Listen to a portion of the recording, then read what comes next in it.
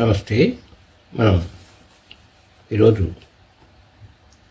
ఒకనాటి పేరొందిన తమిళ్ హీరోయిన్ గురించి చెప్పుకుందాం. ఆమె మనకి పెద్దగా తెలియకపోయినా చెప్పుకోవడానికి రెండు కారణాలు ఉన్నాయి. నాకు తెలిసి ఆమె ఒకే ఒక తెలుగు సినిమాలో నటించింది. రెండు, ఆమె నటించిన అనేక తమిళ సినిమాలు తెలుగులో తీయబడి క్లాసిక్స్ అనిపించుకున్నాయి. ఆ విషయాలు కూడా చెప్పుకుందాం ఈ వీడియోలో. ఆ హీరోయిన్ పేరు సిఆర్ విజయకుమారి. ఒక టాలెంటెడ్ హీరోయిన్. పాత్రలో పరకాయ ప్రవేశం చేసి నటించగల నటి ఆమె. అంతకన్నా కూడా తమిళ ఉచ్చారణ, డైలాగ్ డెలివరీ ఇంత గొప్పగా ఎవరూ చేయలేరు అనిపించుకున్న నటి ఆనాడు ఆమె. సిఆర్ విజయకుమారిది కోయంబత్తూర్ జిల్లాలోని మెట్టుపాలెం, 1936లో పుట్టింది. తండ్రి రామస్వామి గౌండర్, తల్లి లక్ష్మీ అమ్మాళ్. విజయకుమారి స్కూల్లో చదివే రోజుల్లో వార్షికోత్సవం సందర్భంగా వేదాల ఉలగం సినిమాలోని ఒక పాట అభినయించి బహుమతి కూడా పొందింది. దాన్ని చూసిన చాలామంది నువ్వు సినిమాల్లోకి వెళితే బాగా రాణిస్తావు అని ఆమెలో ఆశలు రేపారు. తల్లిదండ్రులు మొదట్లో ఈ సినిమా రంగ ప్రవేశానికి వ్యతిరేకించినా వారిని ఒప్పించి విజయకుమారి సినిమా రంగ ప్రవేశం కోసం తన ప్రయత్నాలు తాను చేస్తూ వచ్చింది. 1953లో నాలవర్ అనే సినిమాలో ఒక చిన్న పాత్ర వేసింది మొదటగా. 1954లో వచ్చిన మాంగళ్యం అనే మూవీలో ఆమె పేరు మోహన్గా కనబడుతుంది. ఏవిఎం వాళ్ళు కొత్త ముఖాల కోసం ప్రకటన ఇచ్చినప్పుడు విజయకుమారి తన ఫోటోలు వివరాలతో వారికి పంపగా వారు ఆమెని సెలెక్ట్ చేసి ఆమెకు డ్యాన్సు, యాక్టింగ్ గురించి నేర్పి నెలజీతం ఇచ్చేవాళ్ళు. వాళ్ళు తీసిన సినిమా కులదైవంలో హీరోయిన్గా నటించింది విజయకుమారి. దీంట్లో హీరో ఎస్ఎస్ రాజేంద్రన్. అయితే ఈ సినిమా విడుదలకు ముందే ఆమె తల్లి చనిపోయింది. ఆ కారణంగా ఆమెకు ఒక డిప్రెషన్కు లోనై ఉండిపోయింది.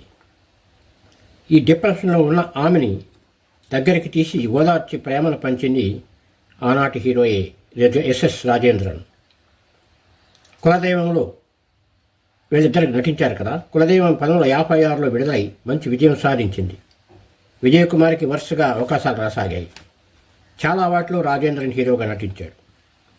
దాదాపు వీరిద్దరు జంటగా 28 సినిమాలు వచ్చాయి. చాలా హిట్లు కూడా ఉన్నాయి. వీరిద్దరూ కలిసి నాటకాల్లో కూడా నటిస్తుండేవాళ్ళు.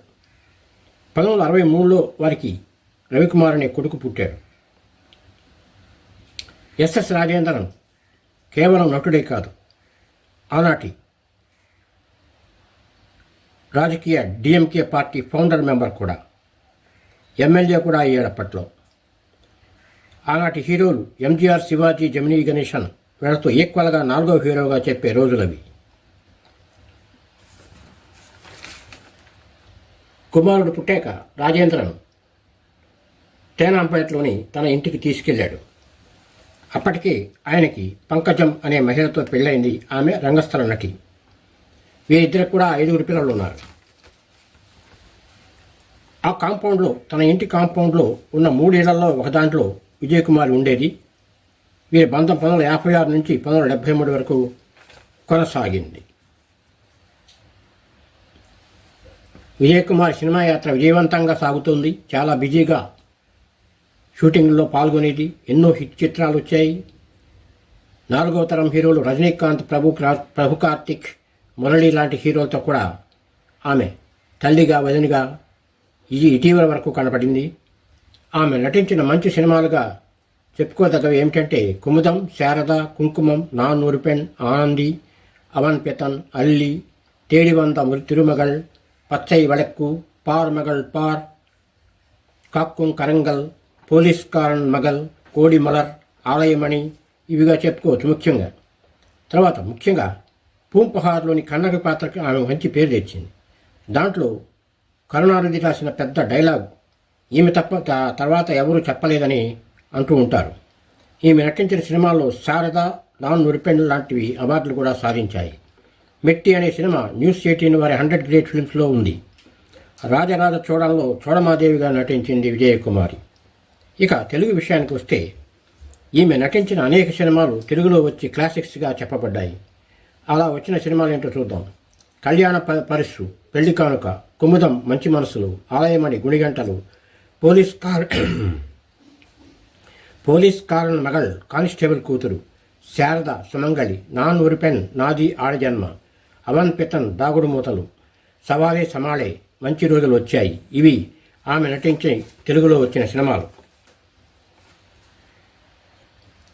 ఇక తెలుగులో ఆమె నటించిన ఒకే ఒక సినిమా నాకు తెలిసి కలిసుందాం రా అనే సినిమా. దాంట్లో వెంకటేష్ హీరో. ఈ సినిమాలో విజయకుమారి విశ్వనాథ్ పాత్రకు భార్య మంగగా నటించింది. ఇంటికి తల్లిగా గొప్పగా నటించింది ఆమె. విజయకుమారి చివరి సినిమా కాదల్ సడుగుడు. అది 2003లో వచ్చింది. ఇప్పుడు ఆమె విశ్రాంత జీవితాన్ని గడుపుతూ ఉన్నారు. విన్నారు కదా విజయకుమారి గారి కథ. నమస్తే, థ్యాంక్ యూ.